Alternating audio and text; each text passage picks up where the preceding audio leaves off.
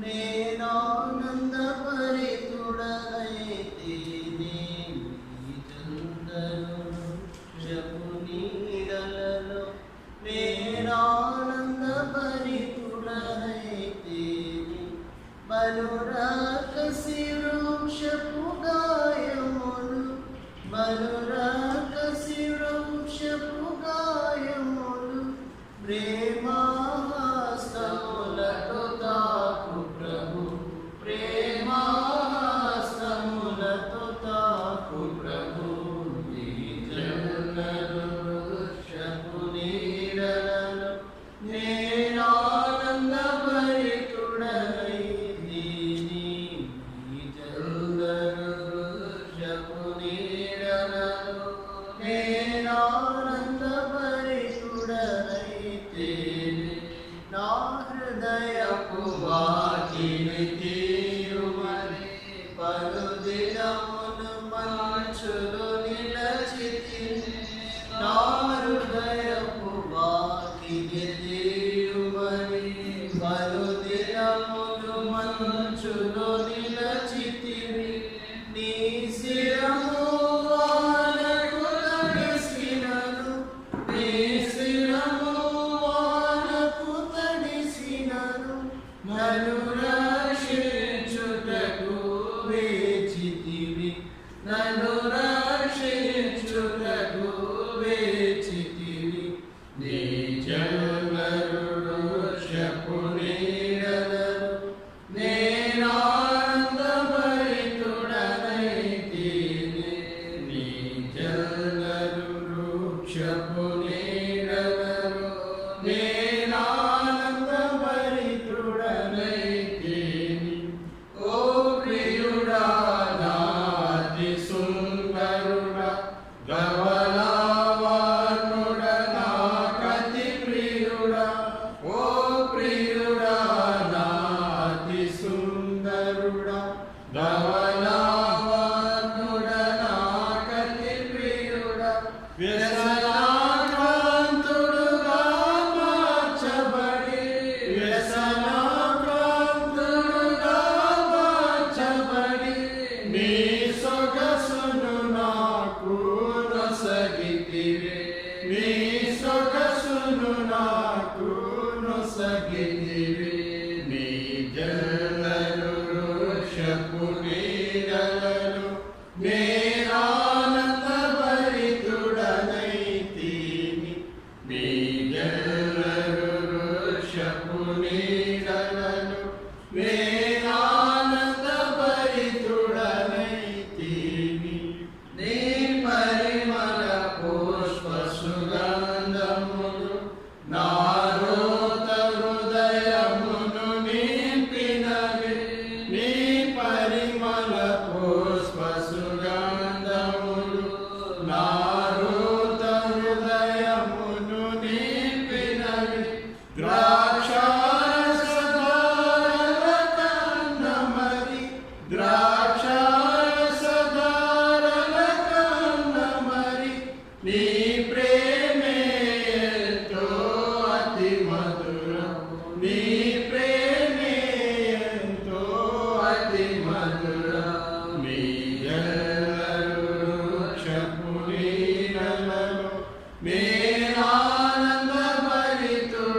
నేనానందభరితుడనైతిని నీ జనులను వృక్షపు నీడలలో నేనానందభరితుడనైతిని ఉన్నత శిఖరములు దాటుచును ఇదిగో అతడు చూచున్నాడు ఉన్నత శిఖరములు దాటుచును ఇదిగో అతడు చూచున్నాడు నా హృదయపు తలుపులు తెరచుకొని నా హృదయపు తలుపులు తెరచుకొని నా ప్రియుని కొరకు కనిపెట్టెదను నా ప్రియుని కొరకు కనిపెట్టెదను నీ జనులను వృక్షపు నీడలలో నేనానందభరితుడనైతిని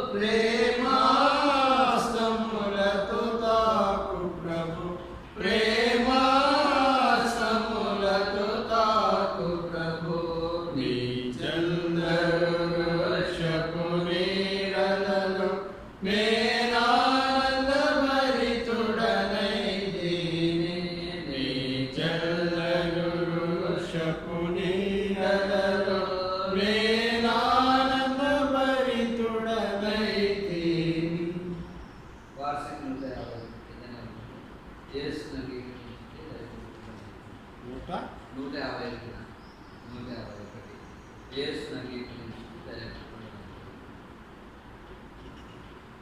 యేసునంగీకరించితి దైవపుత్రుడనైతిని పరమానందము నిజమైన శాంతి అధిక జయము నొందితి. పరమానందము నిజమైన శాంతి అధిక జయము నొందితి. వందనమర్పింతు కృపనొందితి. మన రాజ్యమందుల చేరితిని. వందనమర్పింతు కృపనొందితి. మన రాజ్యమందుల చేరితిని. తండ్రి ప్రేమను పొందితి. తనతో నైక్యత కలిగి తండ్రి ప్రేమను పొందితి. తనతో నైక్యత కలిగి చేతి కుంగరమును కాళ్ళకు జోడ నూతన వస్త్రమొసగే. చేతి కుంగరమును కాళ్ళకు జోడ నూతన వస్త్రమొసగే. వందనమర్పింతు కృపనొందితి. తన రాజ్యమందుల చేరితిని. వందనమర్పింతు కృపనొందితి. తన రాజ్యమందుల చేరితిని. దోషము క్షమింపబడే నా పాపము కాపబడే. దోషము క్షమింపబడే నా పాపము కాపబడే. నా రుణ పాత్రము మేకుల కోటి దోషిగా తీర్చే. నా రుణ పాత్రము మేకుల కోటి దోషినిగా తీర్చే. వందనమర్పింతు కృపనొందితి. తన రాజ్యమందుల చేరితిని. వందనమర్పింతు కృపనొందితి. తన రాజ్యమందుల చేరితిని. పాపము శిక్ష తొలగే నేను తన సృష్టినైతిని. పాపము శిక్ష తొలగే నేను తన సృష్టినైతిని. రాజుగా చేసే యాజకునిగను పాడెదా హల్లెలూయా. రాజుగా చేసే యాజకునిగను పాడెదా హల్లెలూయా. వందనమర్పింతు కృపనొందితి. తన రాజ్యమందుల చేరితిని. వందనమర్పింతు కృపనొందితి. తన రాజ్యమందుల చేరితిని. ఇహమునే వదలి పరమ ప్రభుని చేరుదును. ఇహమునే వదలి పరమ ప్రభుని చేరుదును. ఆ దినమునకై ప్రీతితో నేను కనిపెట్టుచున్నాను. ఆ దినమునకై ప్రీతితో నేను కనిపెట్టుచున్నాను. వందనమర్పింతు కృపనొందితి. తన రాజ్యమందుల చేరితిని.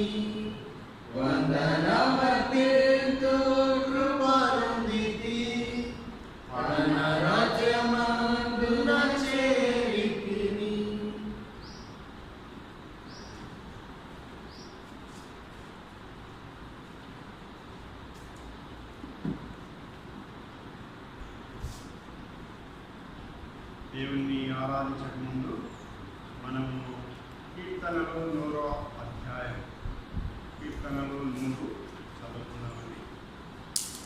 కీర్తనలు 100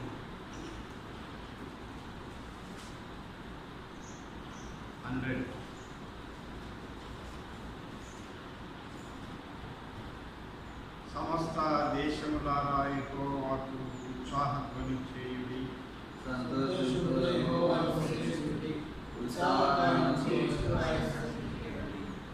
యెహోవాయే దేవుడని తెలుసుకొనుడి. ఆయనే మనలను పుట్టించెను. మనము ఆయన వారము, మనము ఆయన ప్రజలము, ఆయన మేము గొర్రెలము.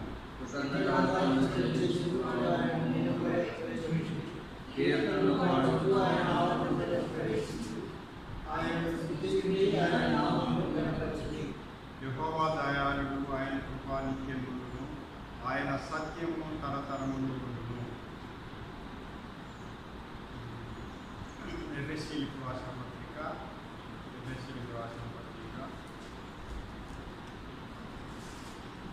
2వ అధ్యాయము 2వ భాగంగా, ఎఫెసీయులకు రాసిన పత్రిక 2వ అధ్యాయము 1 నుంచి మనం 5వ వచనాలు మార్చి చదువుతాం.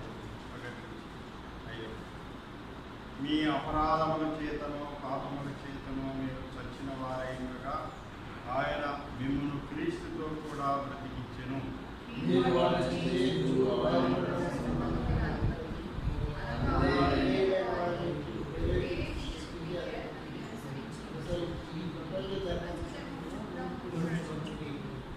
వారితో కలిసి మనమందరము శరీరం యొక్క మనసు యొక్క కోరికలను నెరవేర్చుకొనొచ్చు, మన శరీరాశలను అనుసరించి మునుపు ప్రవర్తించు, కడమ వారి వలనే స్వభావ సిద్ధముగా దైవోగ్రత పాత్రలమైనవి.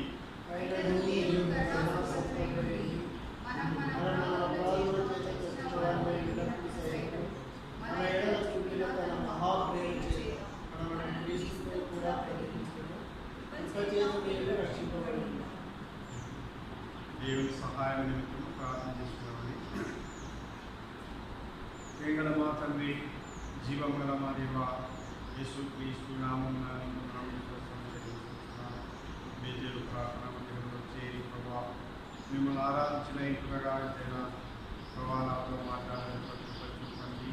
మీ శిరోచారణ మరొకపరచండి. పరలోకమారు ప్రభా నాకు విడుదల చేయమని మీ ఆత్మ ద్వారా నాకు సహాయం చేయమని యేసుక్రీస్తు ప్రభా తండ్రి, మీరు ఎంతో దయాలత్వము కనికరం గల దేవుడు. మరి ప్రభావైన తండ్రి, మరి ప్రభావైన మీ మందిరంలో చేరి మిమ్మల్ని ఆరాధించాలని మీరు మాతో మాట్లాడుతున్నారని ఆ విధముగా సమాజంగా కూడా కాలిన తండ్రి మేము ఆరాధించలేదు. మరి ప్రభావైన తండ్రి, మరి ప్రతి మందినే కలిసి మేము ఎక్కడికి ఇల్లు లేక ముగ్గురు కూడిన వారి మధ్య నేను దానిని చెల్లించిన ప్రకారంగా ఆ విధంగా తండ్రి కలిసి ఆరాధిస్తుండగా మమ్మల్ని ఎక్కడ జ్ఞాపకం చేసుకొని సహాయం చేయండి. తగ్గించుకుంటూ తండ్రి మా ఆత్మీయ కర్తగా మీరు మాట్లాడుతున్న సహాయం చేయండి. యేసుక్రీస్తు నామమున ప్రార్థించండి తండ్రి. ఇక్కడ మనం 100వ అధ్యాయం చదువుకున్నాము. సమస్త దేశములారా యెహోవాకు ఉత్సాహధ్వని చేయుడి, సంతోషముతో యెహోవాను సేవించుడి. మరి కీర్తన గ్రంథము 100వ అధ్యాయంలో దేవుడి విధంగా మరి ఉత్సాహగానము చేయించు ఆయన సన్నిధికి రండి, యెహోవాయే దేవుడని తెలుసుకొనుడి. యెహోవాయే దేవుడని తెలుసుకొనుడి. ఆయనే మనలను పుట్టించెను, మనము ఆయన వారము. దేవుడు ఆయన మనకు దేవుడని మనల్ని పుట్టించినాడు ఆయన. మరి ఆది కాండంలో చూస్తే మరి దేవుడు నేల మట్టితో నరుని నిర్మించి నరునికి మరి ఆయన జీవవాయువుగా నరుడు జీవాత్మ ఎన్నో రాయబడింది.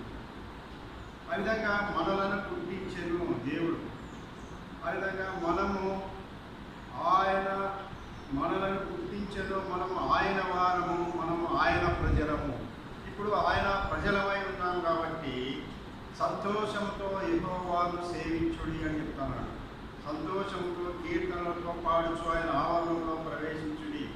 దేవుడు యేసుక్రీస్తు నిజమైన దేవుడని ఆయన మనల్ని పుట్టించినని మనం ఆయన వారమని గ్రహించి దేవుని సన్నిధికి చేరి దేవుని ఆవరణలో చేరి దేవుని ఆరాధించాలని దేవుడు కోరుకుంటున్నాడు. ఆ విధంగా మానవుని సృష్టించిన దేవుడు నేల మట్టితో నరుని నిర్మించి వారి నాసికారంధ్రంలో జీవాయువు ఊదగా నరుడు జీవాత్మాయను. ఆ జీవాత్మాయన నరుడు మరి అదే విధంగా ఉన్నాడా మానవుడు అంటే ఆదాము మరి మొదటి ఆదాము తప్పిపోయినాడు కాబట్టి దేవుడు ఏం చెప్తున్నాడు అంటే ఆది కాండము 6వ అధ్యాయము ఏం చెప్తున్నాడంటే నరుల చెడుతనము 6వ అధ్యాయము నరుల చెడుతనము భూమి మీద గొప్పదనియు వారి హృదయం యొక్క తలంపులలోని ఊహ అంతయు ఎల్లప్పుడూ కేవలం చెడ్డదనియు యెహోవా చూసి నరుల యొక్క హృదయంలోని పాపము కేవలం ఎల్లప్పుడూ చెడ్డదని దేవుడు చూస్తున్నాడు. నరుల యొక్క చెడుతనం భూమి మీద గొప్పదని వారి హృదయముల యొక్క తలంపులను ఊహంతే ఎల్లప్పుడూ కేవలం చెడ్డదని యెహోవా చూచి మానవుని యొక్క తలంపులలో మానవుని యొక్క మరి ఊహలలో నరుల యొక్క చెడుతనం భూమి మీద గొప్పదని వారి హృదయం యొక్క తలంపులను ఊహంతయు ఎల్లప్పుడూ కేవలం చెడ్డదని యెహోవా చూచి దేవుడు చూసినాడు. మానవుని యొక్క హృదయంలోని పాపము దేవుడు చూచి నరులను మరి నోవాహు కాలంలో ఆయన జల ప్రళయం ద్వారా నాశనం చేసినాడు. మరి మరలా నరులు పాపము చేయగా మరి తర్వాత అగ్ని కురిపించి మానవులను నాశనం చేసినాడు. అదేవిధంగా మరి దేవుడు మానవులని ఎప్పుడే కానీ పాపం చేసినప్పుడు నరులను విడిచిపెట్టలేదు. దావీదు కాలంలో కూడా నరులను లెక్కించమన్నప్పుడు మరి యెహోవా మరి ఆయన ఎంతగానో మరి దుఃఖించినాడు. ఆయనకి ఏదో మరి కోపం వచ్చినట్టుగా దేవుడు చూస్తున్నాడు. నరుల్ని లెక్కించమన్నప్పుడు మరలా ఆయన యెహోవాకు మొరపెట్టగా 3 కోరికలు పెడతాడు దేవుడి దగ్గర. ఈ దేవుడి చేతిలోనే పడతానని చెప్పినప్పుడు 70,000 మంది చనిపోయినట్టుగా మనం చూస్తాము. దేవుడి చేతిలో పన్నాడు. మరి వ్యాధి కావాలా లేకపోతే కరువు కావాలా 7 సంవత్సరాలు అన్నప్పుడు నేను యెహోవా చేతిలోనే పడతానన్నప్పుడు యెహోవా చేతిలోనే పడి ఆయన 70,000 మందిని నాశనం చేస్తాడు దేవుడు. ఈ గొర్రెల వంటి వీళ్ళు ఏం చేసినారు, నేను పాపం చేసినది నా హృదయంలో తలంపు పాపం చేసినది అన్నప్పుడు దావీదు మరి అల్లోను కళ్ళం దగ్గర దేవుడు మరణదూతని ఆపినట్లుగా మనం చూస్తున్నాం. ఈనాడైతే మరి ప్రపంచమంతటా మరి కరోనా వ్యాధి వ్యాపించి గడగడలాడుతున్నారు. అన్ని దేశాలు అగ్రదేశాలన్నీ గడగడలాడుతున్నారు. వ్యాధి మరి మానవుల యొక్క పాపము ఎక్కువైంది కాబట్టి దేవుడు మరి ఆ విధంగా మరి దేవుని వైపు తిరగాలని మానవుడు దేవుని వైపు తిరగాలని ఆయన యొక్క మానవుల యొక్క హృదయంలో తలపులో పాపము చెడుతనము తెలుసుకుంటారని చెప్పేసి దేవుడు చూస్తున్నాడు. మరలా ఎంతమందిని అంటే లక్షల కొద్ది చనిపోయినారు. లక్షల కొద్ది వ్యాధి మీద 20 లక్షల పైన మంది వ్యాధిగ్రస్తులుగా ఉన్నట్టుగా చెప్తాను. చూడు ఎంత విచారకరం. దేవుని వైపు మరలేదు, దేవుని వైపు చూడలేదు. వాళ్ళు దేవుని వైపు మరి చూడలేదు కాబట్టి ఈనాడు మరి మరలా దేవుడు మనకి రోగము పంపించినాడు, కరోనా వైరస్ను పంపించినాడు. ఇది నా బయట నరుల యొక్క చెడుతనము భూమి మీద గొప్పదని వారి హృదయం యొక్క తలంపులని ఊహంతయు ఎల్లప్పుడూ కేవలం చెడ్డదని యెహోవా చూచెను. దేవుడు చూసినాడు. ఆ విధంగా చూసినప్పుడు దేవుడు మరి యెషయా గ్రంథం 6వ అధ్యాయంలో యెషయా ఏం చెప్తున్నాడంటే, యెషయా ప్రవక్త ఏం చెప్తున్నాడంటే యెషయా గ్రంథంలో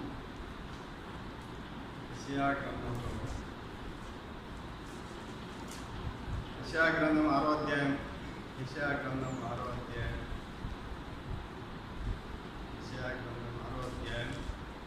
6వ అధ్యాయంలో 1 నుంచి మనము 7 వచనాలు మార్చి చదువుకున్నామండి.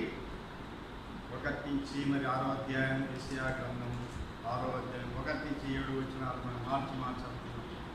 రాజైన ఉజ్జియా మొదటి సంవత్సరమున అత్యున్నతమైన సింహాసనమందు ప్రభు ఆసీనుడై ఉండగా నేను చూచి తిని ఆయన చొక్కాయు అంచులు దేవాలయం నిండుకొనెను.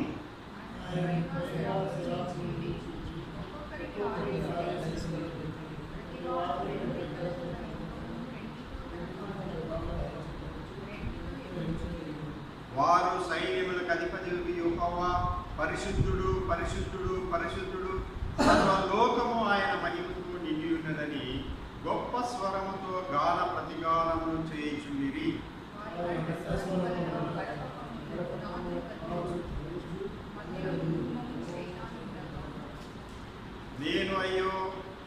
నేను అపవిత్రమైన పెదవులు గలవాడను, అపవిత్రమైన పెదవులుగా జనాల మధ్యలో నివసించిన వాడను. నేను నశించి తిని రాజును సైన్యములకు అధిపతి యెహోవాను నేను కన్నులారా చూచి తిననుకుంటుని.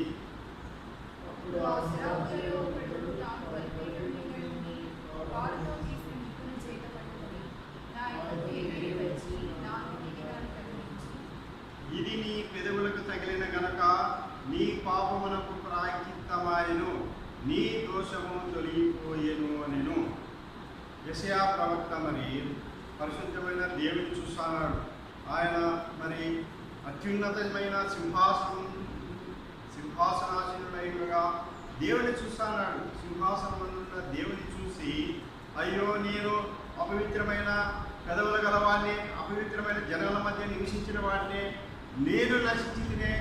దేవుడు మరి ఏ విధంగా ఉండేది అక్కడ ఆయన చూస్తున్నాడు. పరలోకములు ఏ విధంగా ఉండేది, ఆయన పరిశుద్ధుడు పరిశుద్ధుడు పరిశుద్ధుడు సర్వలోకము ఆయన మహిమతో నిండి ఉండేదని గొప్ప స్వరముతో గాన ప్రతిగానములు చేయుచుండిరి. వారి కంఠ స్వరం వలన గడప కమ్మములు పునాదులు కదలుచు మందిరము ధూపము చేతి నిండి ఉండగా అప్పుడు యెషయా ప్రవక్త చూస్తున్నాడు, అయ్యో నేను నశించి తినే రాజును సైన్యములకు అధిపతి యెహోవాను కన్నులారా నేను చూచి తినే. దేవుడు మరి దేవుని చూచినాడు. ఇక్కడ దేవుని చూసి ఆయన మరి నేను అపవిత్రమైన పెదవులు గలవాడిని, అపవిత్రమైన పెదవులు గల జనాల మధ్య నివసించిన వాడిని, నేను నశించి తినే అన్నప్పుడు దేవుడు చూచి ఆయన పాపమును మరి పరిహరించేదానికి మరి ఆయన సైన్యములకు అధిపతి యెహోవా నేను కన్నులారా చూచిన అనుకుంటే అప్పుడు ఆ శరాబులో ఒకడు తాను బలిపీఠం మీద నుండి కారుతో తీసిన నిప్పను చేత పట్టుకొని నా ఎదుగు ఎగిరి వచ్చి నా నోటికి దాన్ని తగిలించి, యెషయా ప్రవక్త యొక్క నోటికి దాన్ని మరి బలిపీఠము నుంచి కారుతో తీసిన నిప్పును తీసుకొని వచ్చి ఆయన పెదవులకు తగిలించినాడు. ఇది నీ పెదవులకు తగిలిన గనక నీ పాపమునకు ప్రాయశ్చిత్తం కలిగెను, నీ దోషము తొలగిపోయింది. యెషయా ప్రవక్త యొక్క పాపము ఏ విధంగా మరి పరిహారం చేసుకుంటున్నాడు. దేవుని చూసినప్పుడు తన హృదయంలో ఉండే పాపము గ్రహించినప్పుడు తన యొక్క మరి నా హృదయంలో కూడా పాపం ఉంది, నేను అపవిత్రమైన పెదవులు గలవాడిను, అపవిత్రమైన పెదవుల మధ్య నివసించిన వాడిని గ్రహించినప్పుడు, దేవుని చూసినప్పుడు కన్నులారా మరి ఆయన దేవుని చూసినప్పుడు అప్పుడు మరి బలిపీఠము నుండి కారునింపుతో ఆయన పెదవులకు మరి శరాపులలో ఒకరిని పంపించి దేవుడు మరి ఆయన కారునింపుతో మరి తన పెదవులకు తగిలిన గనక ఇది నీ పెదవులకు తగిలిన గనక నీ పాపము ప్రాయశ్చిత్తమాయెను, నీ దోషము తొలగిపోయేది. మరి ఈనాడైతే మరి మనం చూస్తే మరి మన పాపముల కోసం మన దోషముల కోసం ఆనాడైతే మరి యెషయా ప్రవక్త దోషములకు ఆయన పాపములకు కారునింపుతో తీసిన మరి ఆయన బలిపీఠం నుంచి తీసిన కారునింపుతో తన పెదవులకు తగిలిన గనక ఆయన పాపము ప్రాయశ్చిత్తమాయెను, ఆయన దోషము తొలగిపోయిను. ఎట్లా తొలగిపోయింది? ఆయన తన హృదయంలో ఉండే పాపము చూసినాడు. తన హృదయంలో ఉండే నేను పాపాత్ముని, నా అపవిత్రమైన పెదవుల గలవాడిని, అపవిత్రమైన పెదవుల మధ్య జనాలు నివసించిన వాడిని, నేను నశించి తినే, నేను పాపం చేసినానని తను గ్రహించినప్పుడు అప్పుడు యెహోవా చూసినాడు. యెషయా ప్రవక్త చూసి ఆయనకు మరి పరిహారంగా ఆ కాలంలో మరి బలిపీఠం నుంచి తీసిన కారునిప్పుతో తీసిన మరి ఆ కారు నిప్పుని తీసుకొని వచ్చి తన పెదవులకు తగిలిన గనక శరాపులలో అప్పుడు శరాపులో ఒకడు తాను బలిపీఠం నుండి కారుతో తీసిన నిప్పును చేత పట్టుకున్న ఎదిగి ఎగిరి వచ్చి నా నోటికి దాన్ని తగిలించి తన నోటికి తగిలించినాడు కాబట్టి అప్పుడు ఇది నీ పెదవులకు తగిలిన కనుక నీ పాపములకు ప్రాయశ్చిత్తమాయను, నీ దోషము తొలగిపోయెను అని. చూడు ఎట్లా మరి ఆయన పాపము ఆయన పరిహారం పొందినాడు. మన పాపముల కోసమైతే, మన దోషముల కోసం, మన పాపముల కోసం యేసుక్రీస్తు వారే ఈ కాలంలో 2000 సంవత్సరముల క్రితం ఆయన మన పాపముల కోసము, మన దోషముల కోసం ఆయన కల్వరి శిలువలో రక్తం కార్చాడు. నా పాపముల కోసమైతే మన పాపములు ఏ విధంగా పరిహారం పొందినాయి, మన పాపములు ఏ విధంగా మన యొక్క పాపములు ఏ విధంగా పరిహారం పొందినాయంటే, మన దోషములు ఏ విధంగా పరిహారం పొందినాయంటే, ఆయన యేసుక్రీస్తు ఈ లోకానికి రావడం ద్వారానే మన పాపములు కూడా ప్రాయశ్చిత్తం కలిగింది. దేవుడికి చెప్తాడు. గలతీయులకు రాసిన పత్రిక 1వ అధ్యాయం 4వ వచనం 5వ వచనం 4వ వచనం చదువుతున్నామండి. గలతీయులకు రాసిన పత్రిక 1వ అధ్యాయం 4వ వచనం, మన తండ్రి అయిన దేవుని చిత్త ప్రకారం క్రీస్తు మనలను ప్రస్తుత దుష్టకాలంలో నుండి విమోచింపవలని మన పాపము నిమిత్తము తను తాను అప్పగించుకున్నాడంటే యేసుక్రీస్తు వారు మన యొక్క పాపముల కోసం, మన యొక్క దోషముల కోసము ప్రస్తుత దుష్టకాలంలోనే మనలను ఆయన విమోచించాలని, మనలను రక్షించాలని చెప్పేసి యేసుక్రీస్తు వారు శిలువలో మన కోసము తను తాను అప్పగించుకున్నాడు. మన యొక్క స్థితి, మన యొక్క స్వభావం ఎటువంటిదంటే, పాపము చేయొచ్చు నీ అపరాధముల చేతను. ఎఫెసీయులకు రాసిన పత్రిక 1వ అధ్యాయం 2వ అధ్యాయం 1వ వచనం నుంచి చదవండి. 1వ వచనం నుంచి 3 వచనాలు చదవండి. 1వ వచనం నుంచి 3 వచనాలు. మీ అపరాధముల చేతను పాపముల చేతను మీరు చచ్చిన వారైనగా ఆయన మిమ్మల్ని క్రీస్తుతో కూడా బ్రతికించెను. మీరు వాటిని చేయించు వాయుమండల సంబంధమైన అధిపతిని అనగా అవిధేయులైన వారిని ఇప్పుడు ప్రేరేపించే శక్తికి అధిపతిని అనుసరించి ఈ ప్రపంచ ధర్మం చొప్పున మునుపు నడుచుకుంటుని వారితో కలిసి మనమందరము శరీరం యొక్కయు మనసు యొక్కయు కోరికలు నెరవేర్చుకొనొచ్చు మన శరీరాశను అనుసరించి మునుపు ప్రవర్తించు కడమ వారి వారే స్వభావ సిద్ధంగా దైవోగ్రతకు పాత్రలు మనం ఎట్లా ఉన్నామంటే ఈ లోకంలో ఈ ప్రపంచ ధర్మం చొప్పున ఇప్పుడు ఈ యుగ సంబంధమైన మీరు వాటిని చేయించు వాయుమండల సంబంధమైన అధిపతిని అనగా అవిధేయులైన వారి ఇప్పుడు ప్రేరేపించు శక్తికి అధిపతిని అనుసరించి ఈ ప్రపంచ ధర్మం చొప్పున మునుపు నడుచుకుంటుంది. వారితో కలిసి మనమందరము శరీరం యొక్క ఈ లోకంతో కలిసి మనం కూడా శరీరం యొక్క మనసు యొక్క కోరికలు నెరవేర్చుకొనొచ్చు మన శరీరాశను అనుసరించి మునుపు ప్రవర్తించుచు కడమవారి వలనే స్వభావ సిద్ధంగా దైవోగ్రతకు పాత్రమై ఉంటుంది. కడమవారి వలె అంటే వెనుకటి వారి వలె, మునుపటి వారి వలె, కడమవారి వలె, మనకంటే ముందున్న వారి వలె మనము కూడా దైవోగ్రతకు పాత్రలమై ఉంటుంది. మనకంటే ముందు జన్మించిన వారి కంటే దైవోగ్రతకు పాత్రలమై ఉంటుంది.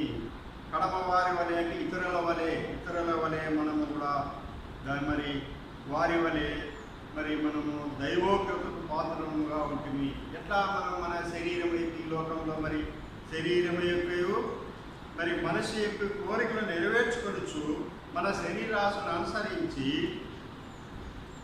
మునుపు ప్రవర్తించుచు కడమ స్వభావం వారి వలె స్వభావ సిద్ధంగా దైవోగ్రతకు పాత్రలమై ఉంటుంది.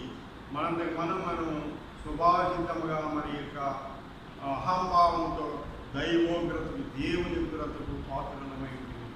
అటువంటి మనలను దేవుడు దైవోగ్రతకు పాత్రమైన మనమును దేవుడు మనలను అయినను దేవుడు కరుణా సంపన్నుడైంది. మనము మన అపరాధముల చేత చచ్చిన వారమైనప్పుడు సహితం మన ఎడల చూపిన మహాప్రేమ చేత క్రీస్తుతో కూడా బ్రతికించను. కృప చేతనే మీరు రక్షింపబడి ఉన్నారు. దేవుడు కరుణా సంపన్నుడు కాబట్టి ఆయన అయినను మనం పాపం చేసినప్పటికీ, మన అపరాధములన్నీ చేసినప్పటికీ దేవుడు కరుణా సంపన్నుడైంది.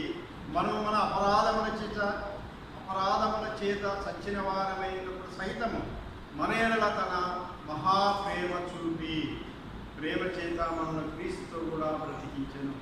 మన యొక్క దోషములు, మన యొక్క పాపములు మరి తీసివేసేదానికి యేసుక్రీస్తు మరి ఈ లోకానికి వచ్చినాడు. ఈ లోకానికి వచ్చి ఈ లోకంలో జీవిస్తున్న మనవులను మరి మనమేమో ఇశ్రాయేల్ ప్రజలం కాదు, ఇశ్రాయేల్ ప్రజలం కాదు. మనము మరి అసలు మనం ఎటువంటి వారమైతే ఆ కాలంలో ఇశ్రాయేలుతో సహపౌరులు కాక పరదేశులను, వాగ్దాన నిబంధన లేని ప్రజలను, నిరీక్షణ లేని వారును, లోకమందు దేవుడు లేని వారైంది క్రీస్తుకు దూరస్తులైంది మీరు జ్ఞాపకం చేసుకుని. యేసు క్రీస్తు ప్రభువుకు మనము దూరస్తులుగా ఉంటుంది. అయినను మనకు దూరస్తులైన మీరు ఇప్పుడు క్రీస్తు యేసునందు క్రీస్తు రక్తము వలన సమీపస్తులై ఉన్నారు. క్రీస్తు రక్తము మరి మన కోసము చిందింపబడింది. మన అపరాధము నిమిత్తము, మన దోషము నిమిత్తము యేసు క్రీస్తు ప్రభావం కలవరసులో రక్తం అంతా కార్చినాడు. కార్చి ఇప్పుడు అయినను మునుపు దూరస్తులైన మీరు ఇప్పుడు క్రీస్తు యేసునందు క్రీస్తు రక్తం వలన సమీపస్తులై ఉన్నారు. ఎప్పుడైతే మనం దేవుని తెలుసుకున్నామో, ఎప్పుడైతే మనం యేసు క్రీస్తు ప్రభువా నా పాపమును క్షమించినావు, నా పాపం కోసం మీరు చనిపోయినారు, సమాధి చేయబడి తిరిగి లేచినారని మన హృదయం విశ్వాసం నుంచి నోటితో ఒప్పుకొని, నా దేవుడి మృతుల్లో నుండి లేచినాడని నోటితో ఒప్పుకొని మన హృదయం విశ్వాసం ఉంచితే ఆయన మనం రక్షించిన వాడుగా ఉంటున్నాడు. మన కృప చేతినే మనము రక్షింపబడి ఉన్నాం. కాబట్టి మనము ఎటువంటి వారమైతే మనము క్రీస్తు రక్తం వలన సమీపస్తులై ఉన్నారు. ఆయన సమాధానమైంది మీకును మార్పులు ఉండిన ద్వేషమునగా విధిరూపకమైన ఆజ్ఞలు గల ధర్మశాస్త్రం తన శరీరమును కొట్టివేటి చేత మధ్య గోడను పడగొట్టి మన ఉభయములను ఏకము చేసేను. యేసు క్రీస్తు ప్రభువు మనకు ఉన్న మరి అది విధిరూపకమైన ఆజ్ఞలు గల ధర్మశాస్త్రం కొట్టివేయడం ద్వారా ఆ కాలం అయితే ఇశ్రాయేలు ప్రజలు ధర్మశాస్త్రం ప్రకారంగా వారి పాపం చేస్తే వారి దోషములకు మరి బలులు అర్పించేవారు. వారి యొక్క రక్తం తీసుకొని ప్రధాన యాజకుడు వారి పాపముల నిమిత్తము, వారి యొక్క అపరాధముల నిమిత్తము సమాధాన బలిగా, పాప పరిహార బలిగా ఆ కాలంలో మరి ఆయన ప్రధాన యాజకుడు అర్పించేవాడు గొర్రెలను, మేకలను. ఈ కాలం అయితే యేసు క్రీస్తు ప్రభువు మనకు ఉచితముగా ఆయన మనల్ని ప్రేమించి ఈ లోకంలోనే మానవులను ప్రేమించి తిరిగి మరలా ప్రత్యక్షమై ఈ లోకానికి ఆయన యేసు క్రీస్తు వారు ఆయన గవిని వెలుపట శ్రమ పొందేను అని వ్రాయబడింది. హెబ్రీయులకు రాసిన పత్రిక 13వ అధ్యాయం, హెబ్రీయులకు రాసిన పత్రిక 13వ అధ్యాయం 12వ వచనం. కావున యేసు కూడా తన స్వరక్తం చేత ప్రజలను పరిశుద్ధపరచుటకై గవిని వేలపట శ్రమ పొందేను. యేసు క్రీస్తు వారు మళ్ళా ప్రజలను మనల్ని పరిశుద్ధపరచుటకై ఆయన కావున యేసు తన రక్తం చేత ప్రజలను పరిశుద్ధపరచుటకై గవిని వేలపట శ్రమ పొందేను. ఆ కాలం అయితే మరి పాప పరిహార బలికి మరి బలులు మరి కోడలను, ఎడ్లను, మరి మేకలను, గొర్రెలను అర్పించేవాళ్ళు. కాకపోతే ఇప్పుడైతే యేసు క్రీస్తు వారు మన కోసమైన స్వరక్తం చేత ప్రజలు పరిశుద్ధపరచుటకై గవిని వేలపట శ్రమ పొందేను. గవిని వేలపట ఆయన యేసు క్రీస్తు మన పాపం నిమిత్తము ఆయన చనిపోయేను అని రాయబడింది. కాబట్టి మన యొక్క పరిస్థితి, మన యొక్క దోషము, మన యొక్క పాపము తీసివేసేదానికి ఈ లోకానికి యేసు క్రీస్తు వచ్చినాడు. మానవుల పాపము తీసివేసేదానికి యేసు క్రీస్తు ఈ లోకంలోనికి వచ్చినాడు. కాబట్టి ఆయన రక్తం వలన ఇప్పుడు రోమీయులకు రాసిన పత్రిక 5వ అధ్యాయం 9వ వచనం, 8వ వచనం నుంచి ప్రారంభమై, అయితే దేవుడు మన ఎడల తన ప్రేమను వెల్లడపరుస్తున్నాడు. ఎట్లనగా మనం ఇంకనూ పాపమై ఉండగానే క్రీస్తు మన కొరకు చనిపోయాను. కాబట్టి ఆయన రక్తం వలన ఇప్పుడు నీతిమంతులుగా తీర్చబడి మరింత నిశ్చయముగా ఆయన ద్వారా ఉగ్రత నుండి రక్షింపబడును. ఆయన మన యొక్క పాపములు, మన యొక్క దోషములు ఆయన క్షమించినాడు. కాబట్టి మనము నీతిమంతులుగా తీర్చబడి మరింత నిశ్చయంగా ఆయన ద్వారా ఉగ్రత నుండి రక్షింపబడును. ఆయన ఉగ్రత నుంచి, దైవోగ్రత ఉగ్రత నుంచి ఆయన దేవుడు తప్పించినాడు, తీర్చబడినాడు. నీతిమంతులుగా తీర్చబడి మరింత నిశ్చయముగా ఆయన ద్వారా ఉగ్రత నుండి రక్షింపబడదము. ఏదైనా శత్రువులమై ఉండగా కుమారుని మరణం ద్వారా మనం దేవుడితో సమాధానపరచబడిన వారమై ఆయన జీవిత మరి నిశ్చయముగా రక్షింపబడదము. మనము శత్రువులమై ఉండగా అన్నాడు కనుక మన శత్రువులమై ఉండగా మరి మన కోసమైన యేసుక్రీస్తు వారు ఆయన ఇక్కడ యేసుక్రీస్తు వారు మనం శత్రువులమై ఉండగా ఆయన కుమారుని మరణం ద్వారా మనము దేవునితో సమాధానపరచబడిన వారమై ఆయన జీవించుట చేత మరీ నిశ్చయముగా రక్షింపబడదము. ఆయన మనం శత్రువులనైనగా మన పాపములు క్షమించి ఆయన యేసుక్రీస్తు వారు మన యొక్క హృదయంలో ఉండే పాపములను తీసివేసేదానికి ఈ లోకానికి వచ్చినాడు. ఈ లోకానికి వచ్చి మానవులను మరి యేసుక్రీస్తు వారు మానవుల్ని మరి ఎంతగానో మరి ఆయన మన యొక్క పాపములను తీసివేసేదానికి మానవుల పాపం తీసివేసేదానికి కలవరి గిరిలో మరి ఆయన యేసుక్రీస్తు వారు కలవరి శిలువలో రక్తం కాల్చినాడు. కాబట్టి ఇప్పుడు క్రీస్తు చేసినందున్న వారికి ఏ శిక్షా విధి లేదు. ఇప్పుడైతే క్రీస్తు చేసినందున్న వారికి ఏ శిక్షా విధి లేదు. క్రీస్తు చేసినందుకు జీవమించు ఆత్మ యొక్క నియమము పాప మరణ నియమం నుంచి తప్పించు అని రాయడం 8వ అధ్యాయంలో రోమిలకు రాసిన పత్రిక 8వ అధ్యాయంలో క్రీస్తు యేసునందు జీవమునిచ్చే యొక్క ఆత్మ యొక్క నియమము పాప మరణం నుంచి నన్ను తప్పించు. కాబట్టి ఇప్పుడు మనం ఆ పాపం నుంచి దేవుడు తప్పించాడు. కాబట్టి ఇప్పుడు మనము ఆయన యొక్క మరి కుమార్తెలుగా మరి ఈ లోకంలో జీవించినాం. కాబట్టి ఆయన ఆరాధించేవారమై ఆయన కనపరిచేవారమై ఉంటున్నాం. 9వ అధ్యాయం చదువుకున్నామండి. కీర్తనల గ్రంథం 9వ అధ్యాయం. కీర్తనల గ్రంథం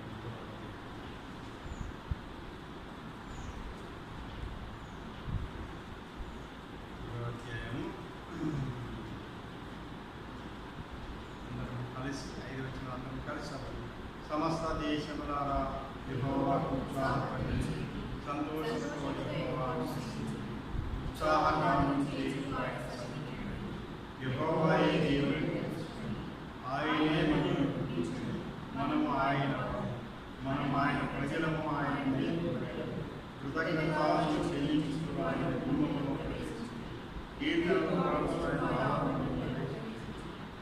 ఆయనను స్తుతించుడి. ఆయన నామం యెహోవా దయాళుడు, ఆయన సత్యము తరతరము. ఈ మాటలతో దేవుని ఆరాధిస్తాము.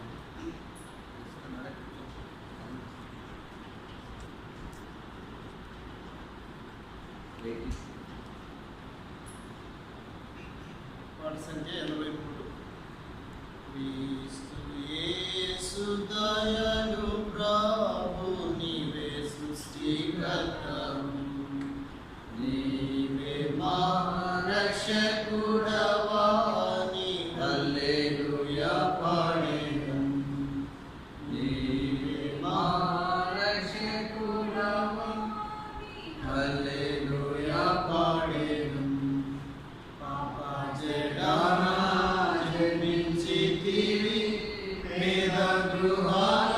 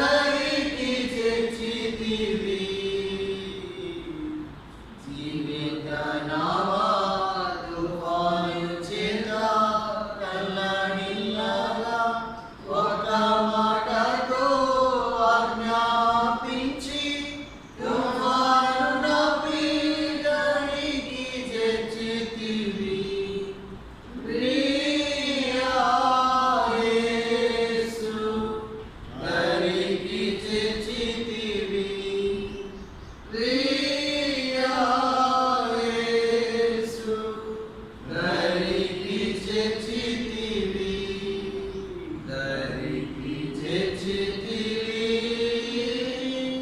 దరికి చేర్చితివి దరికి చేర్చితివి మాటను అంగీకరిస్తూ వచ్చాం. ఆ విధంగా మనం పరీక్షించుకోవాలి. మనం పరీక్షించుకోవడానికి దేవుడు అనేక పర్యాలు మనకు హెచ్చరిస్తున్నాడు. మనం కూడా ఈ లాక్డౌన్ యొక్క సమయాలలో మనం కూడా మన గృహాల్లో ఉండి దేవునికి సమీపము అయితే దేవునికి ప్రార్థన చేస్తుంటేనే ఆ ప్రార్థన ద్వారానే మనకు ఈ శాపం నుంచి ఈ యొక్క దేవుని ఉగ్రత నుంచి మనము తప్పించబడతాం.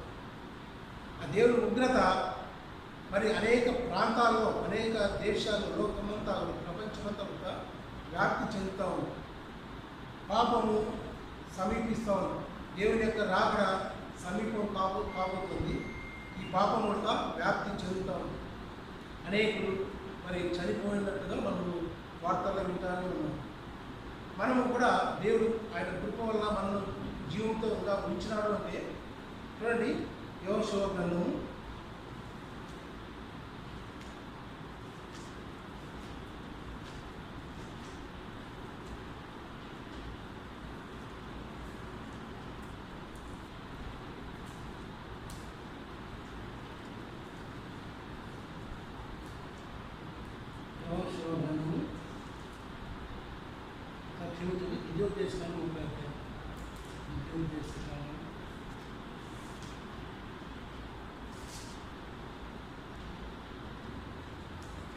19-20 వచ్చినారు.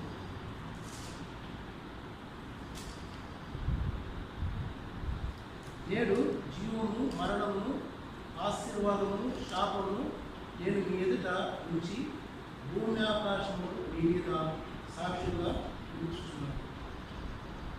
మీ పితరులైన అబ్రహాము ఇస్సాకు యాకోబు ఆయన ప్రమాణము చేసిన దేశంలో మీరు నివసించినట్టు యెహోవాయే మీ ప్రాణమునకు మీ దీర్ఘాయుష్నకు మూలమై ఉన్నాడు. కాబట్టి నీవు నీ సంతానము బ్రతుకుచు నీ ప్రాణములకు మూలమైన నీ దేవుడైన యెహోవాను ప్రేమించి ఆయన వాక్యమును విని ఆయనను హత్తుకున్నట్లు జీవమును కోరుకోండి. మనము మరణాన్ని కోరుకోకుండా జీవాన్ని మనం కోరుకొని దేవుని వాక్యాన్ని మనం గ్రహించినట్లయితే, దేవుని వాక్యానుసారంగా మనం జీవించినట్లయితే మనము జీవించగలుగుతాం. మనము ఆ శాపం నుంచి తప్పించబడతాం, ఆ ఉగ్రత నుంచి తప్పించబడతాం. ఎప్పుడైతే దేవునికి మనం సమీపంగా ఉంటామో, దేవునికి మనం ప్రార్థన చేస్తూ మనం బంధించబడినట్టు మన గృహాల్లో మనముంటూ దేవుని ప్రార్థించగలం. అలాగే లోకంలో ఉన్న ప్రతి మానవుడిగా దేవునికి భయం కలిగి అనేక మంది దేవుడిని ప్రార్థన చేస్తున్నారు. వారికి నచ్చిన దేవుడు వారికి ఉన్నటువంటి దేవతలను వాళ్ళు ప్రార్థన చేస్తున్నారు, వారు ఆరాధిస్తున్నారు, వారు పూజిస్తున్నారు. అయితే ఇక్కడ దేవుడిని మనం ప్రేమిస్తున్నాము, దేవుడు మనల్ని ప్రేమిస్తున్నాడు. దేవుని ప్రేమించి దేవునికి భయపడి దేవుడున్నాడు, సమస్తము ఆయన చూసుకోగలుగుతున్నాడు, నేను చనిపోయినా నేను ఆయన రాజ్యంలో ఉంటాను, ఆయనతో ఉంటాను, ఆయనతో సహవాసం చేస్తాను అనేటువంటి ఆలోచన మనం కలిగి ఉన్నప్పుడు ఆయన కుమారుడు లేకోకుండా మనము దేవుని ఎంత ప్రేమించినప్పటికీ, దేవుని ఎంత ప్రార్థించినప్పటికీ, దేవుని ఎంత ఘనపరిచినప్పటికీ ఆయన కుమారుడు లేకోకుండా మనం ఏది కూడా ఆయన రాజ్యంలోనికి ప్రవేశించలేము, ఆయన నిత్యత్వంలోనికి మనం ఉండలేము. అందుకనే యేసు ప్రభు అంటున్నాడు, నేనే మార్గము సత్యము జీవమునై ఉన్నాను. ఆ జీవాన్ని మనం పొందాలంటే, ఆ నిత్య జీవాన్ని మనము పొందాలంటే యేసుక్రీస్తునందు మనము విశ్వాసం ఉంచాలి. యేసుక్రీస్తును మన హృదయంలోకి చేర్చుకోవాలి. ఆయన ఉంటేనే మనకు నిత్యరాజ్యం. ఆయన లేకోకుండా దేవుడు మాత్రం నాకు చాలు, ఆ సృష్టికర్త ఒకటి చాలు, ఆయన నేను ఆరాధిస్తే చాలు, ఆయనతో నేను మరి పూజిస్తే చాలు, ఆయన నేను ఆ వాక్యాన్ని చదివితే చాలు, ప్రార్థన చేస్తుంటే నేను దేవునితో ఉంటాను, నేను ఈ లోకాన్ని వదిలినప్పుడు నేను దేవునితో నివాసం ఉంటానంటే అలాగా చేయించి పని. యేసు ప్రభు లేకపోతే మనకు లోకంలో సున్నానే. ఆయన సమస్తము ఆయన కలిగి ఉండాలి. యేసు ప్రభువును కలిగి ఉన్నప్పుడే ఆ నిత్య జీవాన్ని మనం పొందినప్పుడే మనం ఆ నిత్యత్వంలోనికి ప్రవేశించేటువంటి వాడుగా ఉంటాం. కాబట్టి నా ప్రియమైన సహోదరులారా, మరి యేసుక్రీస్తు ప్రభు వారు ఆయన నిత్య జీవాన్ని మనకు ఇవ్వడానికే ఈ లోకానికి వచ్చి ఉన్నారు. ఈ లోకానికి రావడానికి మానవుడు నీతిలో మరి మానవుడు ఈ లోకానికి ఏ రీతిలో వస్తాడో ఆయన మహిమను వదులుకొని ఆయన నిత్యత్వాన్ని వదులుకొని మానవుడి రూపంలో రావడానికి ఒక తల్లి గర్భంలో ఒక కన్యక గర్భంలో జన్మించడానికి ఆయన మానవుని కోరికను ధరించుకుని రక్త మాంసములతో ఒక తల్లి గర్భం వచ్చి లోకానికి వచ్చి ఆయనకు ఒక సువార్తను ప్రకటిస్తూ వచ్చారు. ఆయన సువార్త ప్రకటించడం ద్వారా అనేకులు మరి రక్షింపబడుతూ వచ్చారు. వారు రక్షింపబడినటువంటి వారు పాప విమోచన క్రైదనం పొందడానికి యేసుక్రీస్తు వారి రక్తంలో అడగబడినప్పుడే వారు నిత్యత్వంలోనికి వారు వారసులు అవుతారు. వారసత్వం పొందాలంటే యేసుక్రీస్తు వారి యొక్క రక్తంలో అడగబడాలి. అలాగా మనము చేస్తున్న ప్రతి క్రియ దేవుని యేసుక్రీస్తు ద్వారానే కలగలము. అందుకని ఈ యొక్క కరోనా వైరస్ మనకు మంచి మిక్కిలి అనుకూల సమయంలో ఇదే రక్షణ దినం కనుక మనము మన గృహాల్లో కూడుకొని దేవుణ్ణి ప్రార్థన చేసినట్లయితే ఈ యొక్క శాపం నుంచి మనము కనికరాన్ని పొందుతాం. కరోనా అంటే దీనికి కనికరము చాలా దగ్గర సంబంధం కలిగినటువంటి ఆ యొక్క శాపము ఆ యొక్క దేవుని యొక్క ఉగ్రత నుంచి మనల్ని కాపాడడానికి ఈ కనికరము అవసరం. అతిక్రమం దాచిపెట్టేవాడు వర్ధిల్లడు, వాటిని ఒప్పుకొని విడిచిపెట్టేవాడు దేవుని కనికరాన్ని పొందుతాడని సామెత గ్రంథము 28:13 వచ్చిన ప్రకారం మనం చూస్తాం.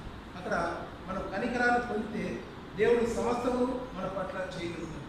ఈ కరోనా వ్యాధిని ఆయన నిర్మూలన చేయడానికి ఆయన శక్తిమంతుడు. ఆయన తప్ప మరి ఏ శక్తికి లోకంలో అధికారం లేదు. యేసుక్రీస్తు ప్రభువుకు మాత్రమే ఆ శక్తి కలిగి ఉంటున్నాడు. కాబట్టి ఆయన లోకంలో అనేకులు ఆయనను వెంబడించి ఆయన మరి సిలువ వేసినప్పుడు ఆయన ఇతరులు దూషించకుండా ఆయన మన మానవుడు పాపం నిమిత్తము ఆయన రక్తాన్ని కాల్చుతూ వచ్చాడు. ఆ రక్త నిబంధన మనము ఈ దినాన ఆ కొత్త నిబంధనగా మనం ఆచరిస్తున్నాం. ఆయన యేసుక్రీస్తు ఆ రక్త నిబంధన లేకపోతే మనము నిత్య రాజ్యానికి వారసులు కాలేము. ఈ యొక్క కరోనా వైరస్ కూడా మనను మరి మింగివేసేటువంటి స్థితిలో ఉండేటువంటి వారు. కాబట్టి అనేక ప్రాంతాల్లో కరోనా వైరస్ మరి అనేక మందిని మింగివేస్తూ వస్తాము.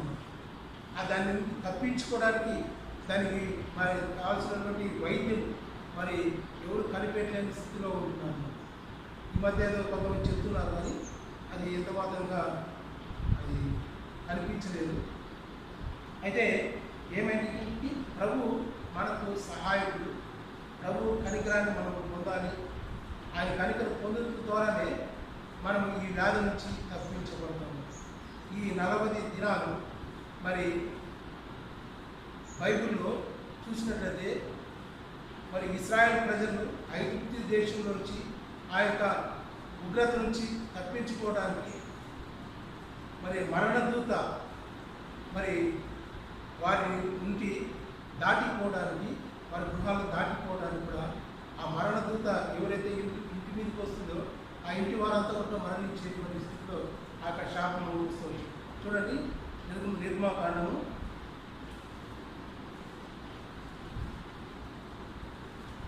12వ అధ్యాయం 12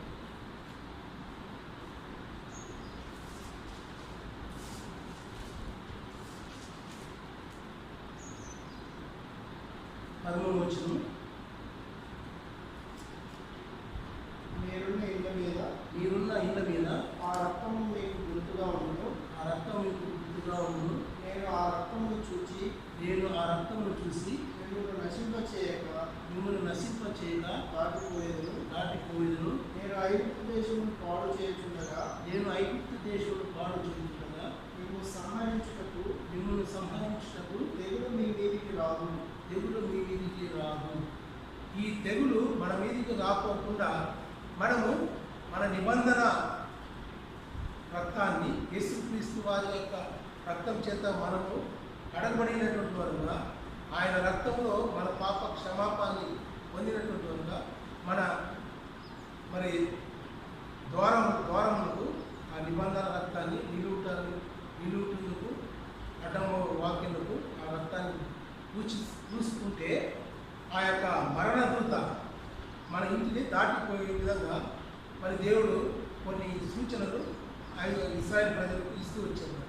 అలాగే మనం కూడా ఆ యొక్క దేవుని యొక్క మాటను అంగీకరిస్తే, ఆయన జీవాన్ని మనం కోరుకున్నట్లయితే, ఆయన మేలును మనం కోరుకున్నట్లయితే దేవుడు మనకు ఆ విధంగా ఇవ్వడానికి దేవుడు ఇష్టపడుతున్నాడు. అందుకనే ఇక్కడ ఈ మరణదూత మీరున్న ఇళ్ళ మీద ఆ రక్తము మీకు గుర్తుగా ఉండును. నేను ఆ రక్తము చూసి మిమ్మల్ని నశింపచేయక దాటిపోతాను. మనం నశింపచేయకుండా ఆ మరణము, ఆ యొక్క వ్యాధి అనేది దాటిపోతా ఉంది. మరి మన యొక్క ఊహలలో, మన యొక్క తలాంతులలో ఎలాంటి ఉద్దేశం కలిగి ఉంటున్నాం? మనము ఈ యొక్క కరోనా వైరస్ ఈ వ్యాధి రావడానికి, దేవుని యొక్క రాకడ సమీపం కావడానికి అనేక సూచనలలో ఇది ఒక వింతైనటువంటి మరి క్రియ. ఈ క్రియలను మనము మన దేవునికి మనము మొరపెట్టినప్పుడు, దేవుని మీద ప్రార్థించినప్పుడు, దేవుడు మన యొక్క గృహాల్లో మనల్ని కూడా ఆశీర్వదించి మన దూత మనలోంచి దాటివేయడానికి ప్రభు సహాయం చేసేటువంటి వాడుగా ఉంటాడు.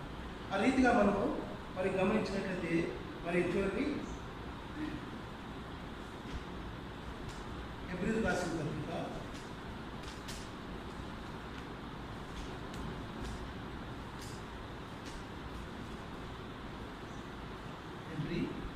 11వ అధ్యాయం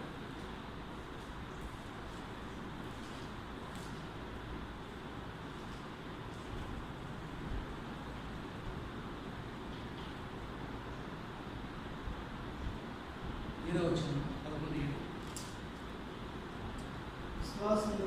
విశ్వాసమును బట్టి నోవాహు అది వరకు చూడని సంగతులను గురించి దేవుని చేత హెచ్చరింపబడి భయభక్తులు గలవాడై తన ఇంటి వారి రక్షణ కొరకు ఒక ఓడను సిద్ధం చేశాడు. చూడండి, దేవుడు మరి ఆయన నోవాహు ఉన్నటువంటి విశ్వాసం, దేవుడు చెప్పిన మాట పైన నోవాహు విశ్వాసం ఉంచాడు, నమ్మకం ఉంచి వారి కుటుంబము, వారి ఇంటి వారి కొరకు ఒక ఓడను సిద్ధం చేసుకో అని ఈ దేవుడు నోవాహుకు చెప్తూ వచ్చాడు. నోవాహు చెప్పి, నువ్వు ఓడ సిద్ధం చేసుకో, మరి అందరికీ కూడా సువార్తను ప్రకటించు. ఈ జలప్రయాణం వస్తుంది, ఈ జలప్రయాణంలో మరి మానవులందరూ మీరు నశించిపోతారు, నీళ్ళలో మునిగిపోతారు, చనిపోతారు. మీరు దేవుని నమ్ముకోండి, దేవుని మాటకు లోపడండి, దేవుని మాటను వినండి అంటే ఉన్న వారంతా కూడా ఎగతాళి చేస్తూ వచ్చారు. ఆ ఎగతాళి చేయడం ద్వారా దేవుడు మరి కోపిస్తూ ఆయన ఉగ్రత అధికమైతే వచ్చింది. మరి మానవుని లోకంలో ఈ భూమి మీద ఉండని కూడా తుడిచివేలా అనేటువంటి ఆ యొక్క కోపాన్ని, దేవుని కోపానికి వారు పాత్రలైతే వచ్చారు. దేవుడు నోవాహు ఒక్కడే మరి దేవుని మాట పైన నమ్మకం ఉంచాం. చూడండి 11వ అధ్యాయం 3వ వచనం చూడండి. విశ్వాసమున్నది నిరీక్షింపబడు వాటి యొక్క నిజ స్వరూపమును అదృశ్యమైనవి ఉన్నవనకు రుజువునై ఉన్నది. దానిని బట్టి పెద్దలు సాక్ష్యం పొందారు. ఈ లేని దాన్ని ఉన్నది అనేటువంటి విశ్వాసం, నమ్మకము మనకు కలగాలి. యేసుక్రీస్తు ప్రభు నా పాపముల కొరకు ఆయన కలువరి శిలువలో బలి అయ్యాడు, ఆ రక్తం కార్చాడు, ఆ రక్తంతో నా పాపాన్ని కడుక్కున్నాను అనేటువంటి ఆ విశ్వాసం, నమ్మకం మనం కలిగి ఉన్నటువంటి ఆ యేసు ప్రభు మనం చూడలేదు, కానీ మన పితరులు ఆ సాక్ష్యాన్ని పొందారు. వారు పొందడం ద్వారా ఆ సువార్తను మనం నమ్మినాం కాబట్టి, ఆ సువార్త ఎందుకు మనం విశ్వాసం ఉంచినాము కాబట్టి మనము కూడా విశ్వాసాన్ని ఇక్కడ చూస్తే విశ్వాసం అనేది నిరీక్షింపబడు వాటి యొక్క నిజ స్వరూపం. విశ్వాసం అనేది నిరీక్షింపబడు వాటి యొక్క నిజ స్వరూపంగా మనకు దేవుడు తెలియపరుస్తుంటాడు. అది ఉన్నది అంటే అది ఉన్నది. మరి ఎప్పుడో చేసినటువంటి క్రియ ఇప్పుడు కూడా మనలో జరుగుతూనే ఉంది. యేసుక్రీస్తు ప్రభువు కార్చిన రక్తము ఈరోజు కూడా మనం ఆయన రక్తంలో కడగబడుతున్నాం, మన పాపం అంతా కడుక్కుంటున్నాం. కాబట్టి అదే ఒక విశ్వాసం. ఆ విశ్వాసము నిజ స్వరూపాన్ని చూపిస్తాం. ఉన్నది లేనట్టుగా చూపిస్తాం, లేనిది ఉన్నట్టుగా మనం చూపిస్తున్నాం. అదే విశ్వాసములకు మరి ముఖ్యమైనటువంటి మరి తలాంపు. ఆ తలాంపునే ఇక్కడ అంటున్నాడు. మరి విశ్వాసం బట్టి నోవాహు అది వరకు చూడని సంగతులను గురించి దేవుని చేత హెచ్చరింపబడి, దేవుని చేత ఏదైతే మరి చూశాడో చూడలేదో వాటిని దేవుడు చెప్పినప్పుడు, మరి దేవుడు చెప్తా అంటే ఆయన విన్నాడు. విని ఓడను సిద్ధం చేసుకున్నాడు. ఆ ఓడను సిద్ధం చేసుకునేటప్పుడు 120 సంవత్సరాలు ఆయన ప్రజలకు లోకానికి సువార్త ప్రకటిస్తే ప్రజలంతా కూడా నవ్వుకున్నారు. ప్రజలంతా హేళన చేస్తూ వచ్చారు.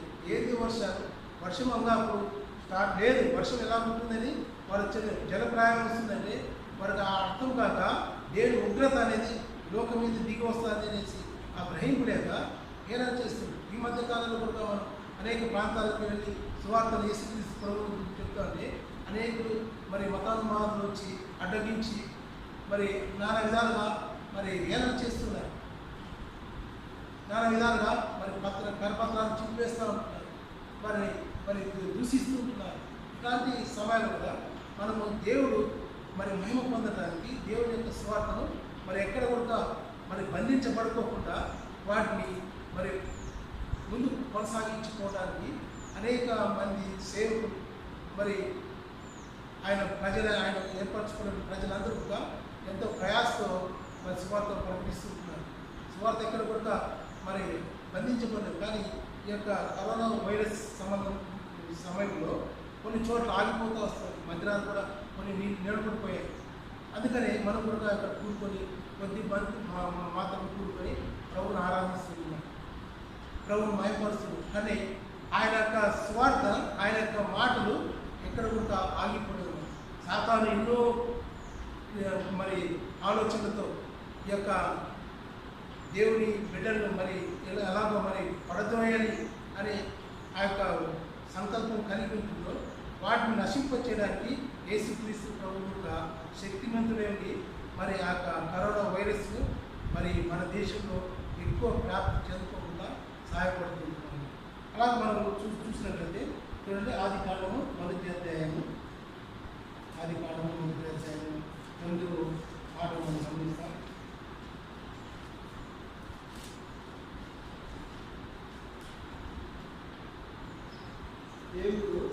దేవుడు ఆకాశం క్రింద ఉన్న జలములో చూడనే కూర్చోబడి ఆరిన నేలను కనపడను కాకని పలుకగా ఆ ప్రకారమాయను. దేవుడు ఆరిన నేలకు భూమి అని పేరు పెట్టెను. జలరాశికి ఆయన సముద్రం అని పేరు పెట్టెను. మరి ఈ విధంగా సముద్రము మరి భూమి ఆకాశాన్ని మరి అదంతా చీకటిగా ఉన్నప్పుడు దాని వెలుగు కమ్మని దేవుడు కలిగిన వెలుగైతే వచ్చింది. భూమి ఆకాశం సపరేట్గా అవుతూ వచ్చింది. మరి సముద్రము వేరుపరచబడుతూ వచ్చింది. ఈ విధంగా మరి దేవుడు అనేకమైన అద్భుతాలు మానవుడు చేసి మానవుడు అనుభవించడానికి మానవుడు మరి వారికి అవసరమయ్యే మానవుడికి అవసరాన్ని ప్రభు తీరుస్తూ వచ్చారు. అయితే ఇక్కడ మానవుడు భుజించడానికి కూడా కొన్ని ఆహారానికి సంబంధించినటువంటి వాటిని కూడా దేవుడు ఇస్తూ వచ్చాడు. 29 వచ్చిన చూస్తే దేవుడు ఇదిగో భూమి మీద ఉన్న విత్తనమునిచ్చు ప్రతి చెట్టును విత్తనమునిచ్చు వృక్ష ఫలములు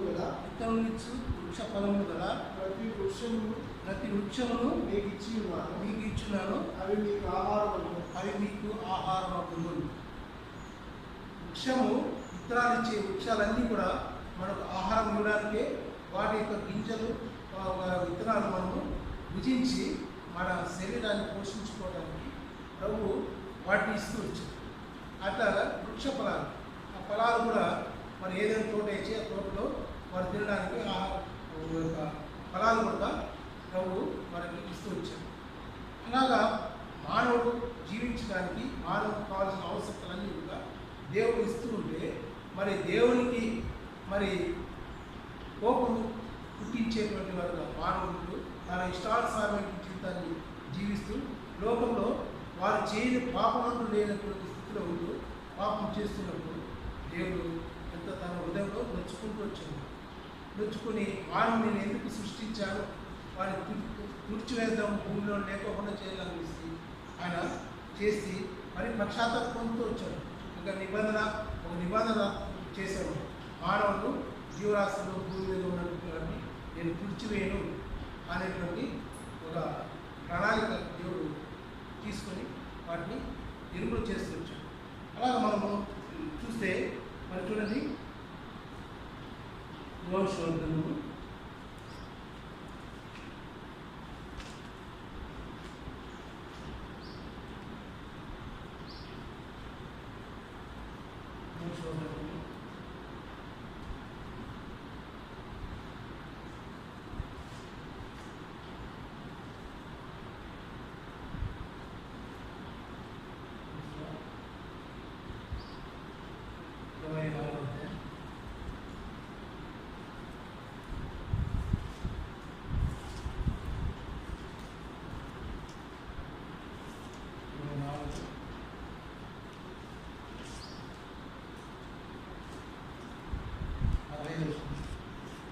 24 యెహోవాను సేవించుట మీ దృష్టికి కీడని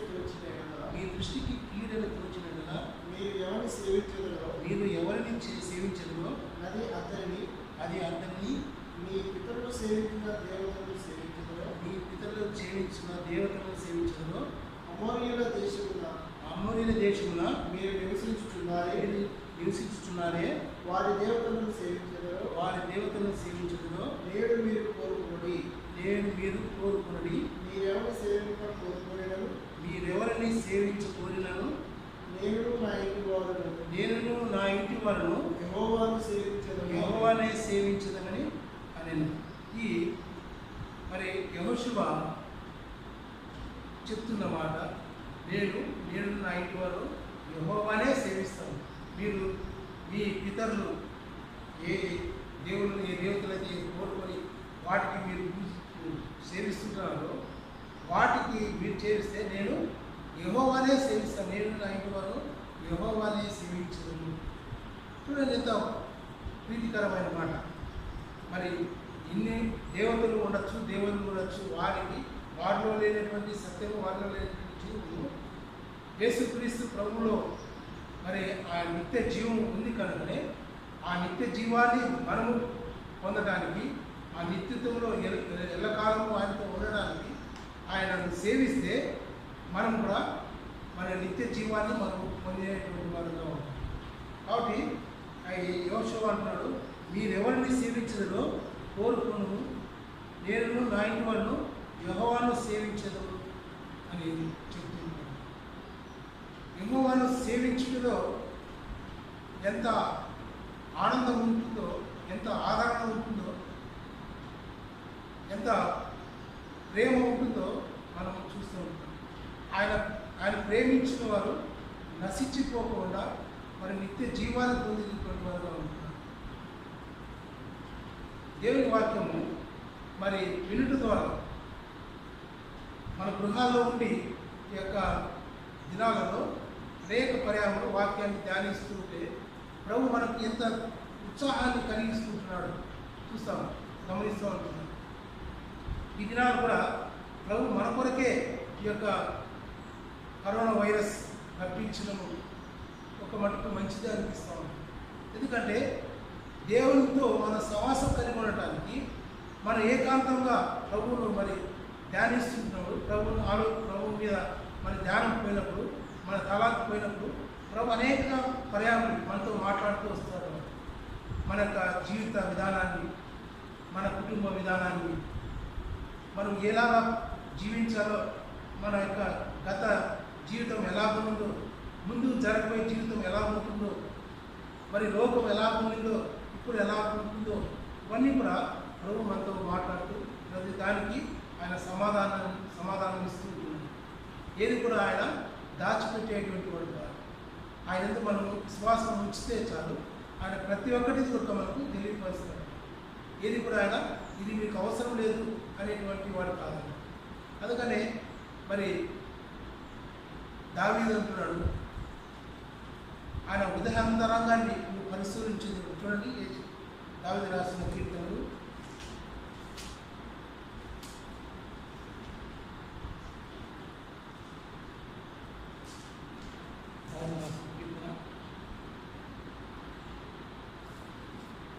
58వ అధ్యాయం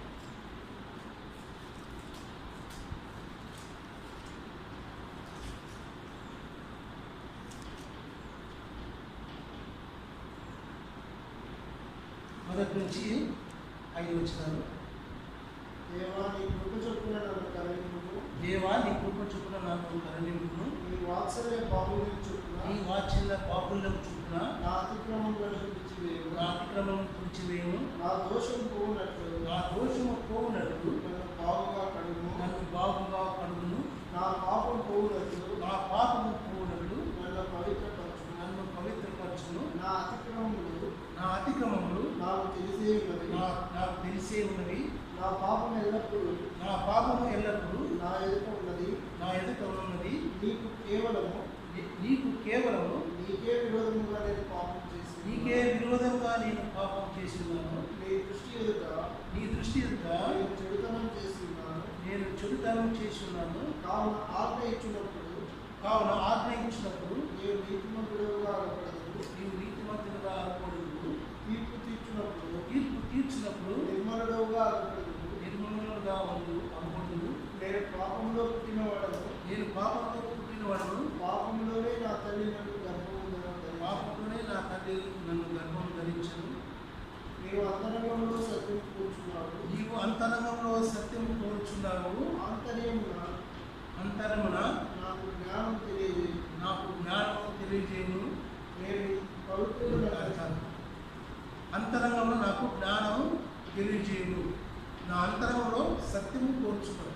మన అంతరంగంలో దేవుడు ఏం కోరుచున్నాడంటే సత్యాన్ని కోరుచుంటున్నాడు. మన పాపములు అన్నీ కూడా ఆయన ఏం చేస్తున్నాడు? పరిహారిస్తున్నాడు. నీ అతిక్రమము తుడిచివేయము. నా దోషము పోవునట్లు నన్ను బాగుగా కడుగు. దేవునితో దావీదు మరి జ్ఞాపకం చేసుకుంటున్నాడు.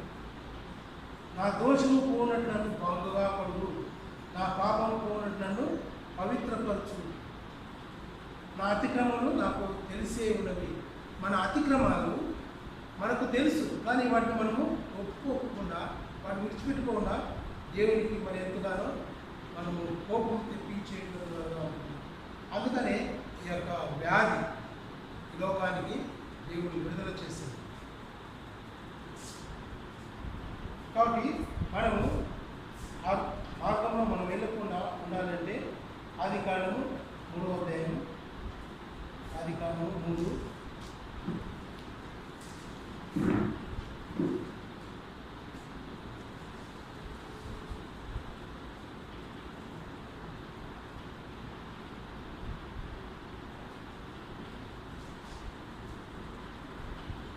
ఆదికాండం 5వ అధ్యాయం 30.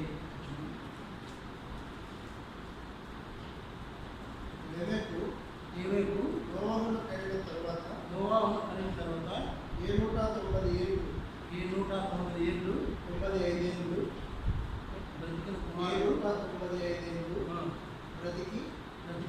కుమారులను కుమార్తెలను కనెను. లెమెకు దినములన్నీ నీవు 777 ఏళ్ళు.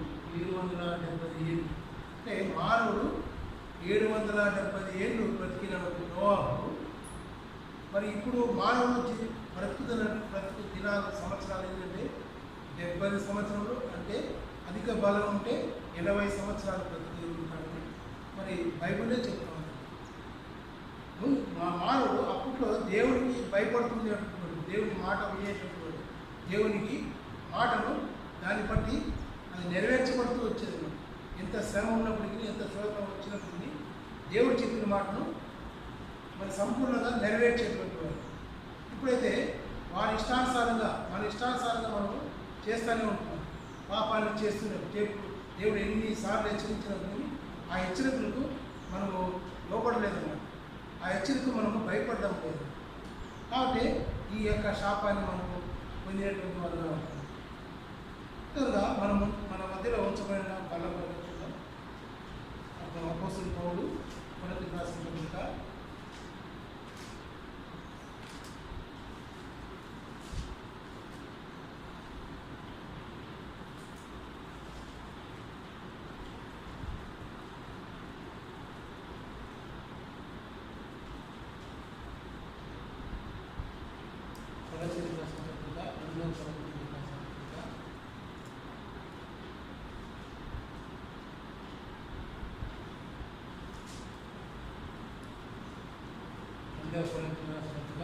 5వ అధ్యాయం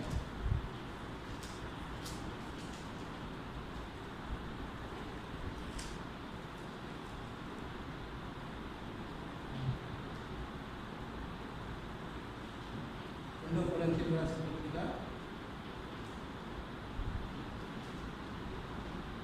6వ అధ్యాయం 2-3 వచనాలు. అనుకూల సమయమందు నీ మొర ఆలకించితిని, రక్షణ దినమందు నిన్ను ఆదుకొంటిని అని ఆయన చెప్పుచున్నాడు కదా. ఇదిగో ఇప్పుడే మిక్కిలి అనుకూలమైన సమయము, అనుకూల సమయము, ఇదిగో ఇదే రక్షణ దినము. మా పరిచర్య నిందింపబడుకున్న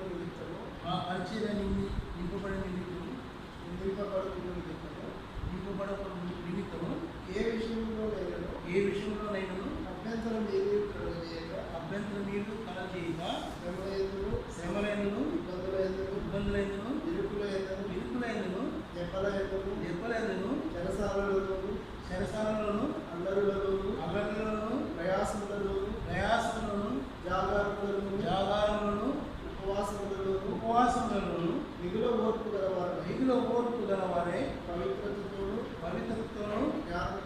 జ్ఞానముతోను దీర్ఘశాంతంతోను దయతోను పరిశుద్ధాత్మ వలనను నిష్కల్పటమైన ప్రేమతోను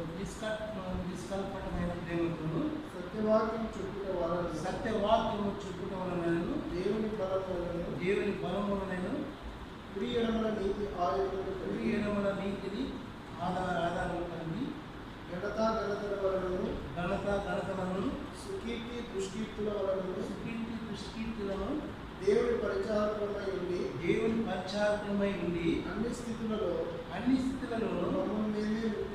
మమ్మల్ని మేమే ఒప్పించుకొనుచున్నాము. మేము మోసగారమైనటువంటి సత్యవంతులను తెలియబడని వారమైనట్లు బాగుగా తెలియబడిన వారము చనిపోయిన వారమైనటువంటి ఇదిగో బ్రతుకుచున్న వారము శిక్షింపబడిన వారమైనటువంటి చంపబడిన వారము దుఃఖపడిన వారమైనటువంటి ఎల్లప్పుడూ సంతోషించు వారము దరిద్రమైనటువంటి అనేకులకు ఐశ్వర్యము కలిగించు వారము ఏమీ లేని వారైనటువంటి సమస్తమును కలిగిన వారు. ఇక్కడ దేవుడు మా ఒక విశ్వాసిగా, ఒక క్రైస్తవునిగా, ఒక సువార్థికుడిగా, ఒక సేవకుడిగా, ఒక మరి పాస్టర్గా ఉన్నటువంటి వారు కూడా ఇక్కడ మరి అపోస్తలుడు పౌలు మరి లోని కొరింథీ సంఘానికి తెలియపరుస్తూ ఈ మాట చెప్తున్నాము. అనుకూల సమయమందు మీ మొర ఆలకించి రక్షణ దినమందు నిన్ను ఆదుకుంటుంది. రక్షణ దినాన దేవుడు మనల్ని ఆదుకుంటూ మన అనుకూల సమయంలో మన మొర ఆలకిస్తూ మనం ఏదైతే మొర పెడుతున్నామో వాటిని ప్రభు ఆలకిస్తున్నాడు. నా ప్రార్థన దేవుడు అంగీకరించలేదు, దేవుడు నా ప్రార్థన వినలేదు అని కాదు, కానీ ఇక్కడ మన యొక్క మనస్సు యొక్క స్వభావం మన అంతరంగం ఎలాగుందో వాటిని పరిశోధించి శోధించి చూసినటువంటి దేవుడు మన ప్రార్థన చేసినప్పుడు తప్పకుండా ఆయన మన ప్రార్థన అంగీకరించేటువంటి దేవుడు. మన యొక్క హృదయము మరి ఎలా ఉన్నదంటే దేవుని యేసుక్రీస్తు రక్తంలో కడిగినట్టు పవిత్రమైనటువంటి హృదయంగా ఉండాలి. అప్పుడే దేవుడు మనకు ఆయన సహాయం చేస్తాడు. చూడండి మరి కొరింథీయులకు రాసిన పత్రిక 11వ అధ్యాయం 11, 23వ వచనం నుంచి 24వ చదువుకొని ముగించుకున్నాను. నేను మీకు అప్పగించిన దాన్ని ప్రభువుగా పొందింది. ప్రభువైన యేసు తాను అప్పగింపబడిన రాత్రి ఒక రొట్టెనుకొని కృతజ్ఞతాస్తుతులు చెల్లించి దానిని విరిచి, ఇది మీ కొరకైన నా శరీరం, నన్ను జ్ఞాపకం చేసుకున్నట్టుకై దీన్ని చేయడని చెప్పింది. ఆ ప్రకారమే భోజనమైన పిమ్మట ఆయన పాత్రను ఎత్తుకొని, ఈ పాత్ర నా రక్తమైన కొత్త నిబంధన, మీరు దీనిలో తాగునప్పుడల్లా నన్ను జ్ఞాపకం చేసుకున్నట్టుకై దీనిని చేయడని చెప్పాను. కాబట్టి మనము మన మధ్యలో వచ్చి ఈ బలను మనము జ్ఞాపకం చేసుకున్నప్పుడు ప్రభు యొక్క రాకడ, ఆయన యొక్క మరణ పునరుద్ధానం జ్ఞాపకం చేసుకుంటూ ఆయన తిరిగి రానే ఉన్నాడు. ఆయన వచ్చినప్పుడు మనం ఎత్తబడేటువంటి వారంగా ఉండాలి, విడవబడేటువంటి వారంగా ఉండకుండా ఆయన జ్ఞాపకం చేసుకుంటూ ఆయన సువార్త, ఆయన మరణ పునరుద్ధానము మరి ప్రకటిస్తూ అనేకులకు మరి మన యొక్క దేవుని యొక్క సువార్తను అందిస్తూ ఉన్నప్పుడు దేవుడు వచ్చినప్పుడు వారు కూడా ఎత్తబడడానికి సిద్ధపాటు కలిగినటువంటి వారు ఉండడానికి మనము ప్రతి ఆదివారం కూడా మరి కూడుకొని రొట్టెలను విడుస్తుంటున్నాం.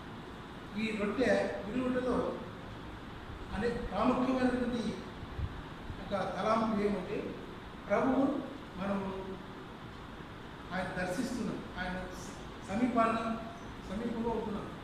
ఆయన శరీరానికి సాదృశ్యమైన రొట్టెలో ఆ రొట్టెలో ఎంత శక్తి ఉన్నదో మనము అది అనుభవించిన వారికే అర్థమవుతుంది. ఆ రొట్టె యొక్క శక్తి ఆ ద్రాక్షరసముగా ఉన్నటువంటి ఆయన రక్తానికి సాదృశ్యమైనటువంటి ఆ ద్రాక్షరసంలో కూడా అనేకమైనటువంటి పాపాలన్నీ కూడా రక్తం ద్వారా కడపడటానికి దేవుడు అవి రెండు మనకు మరి ఆయన వచ్చి పర్యాంతము వాటిని చేస్తూ ఉండమని ప్రభు మనకు ఆజ్ఞయిస్తూ వచ్చింది.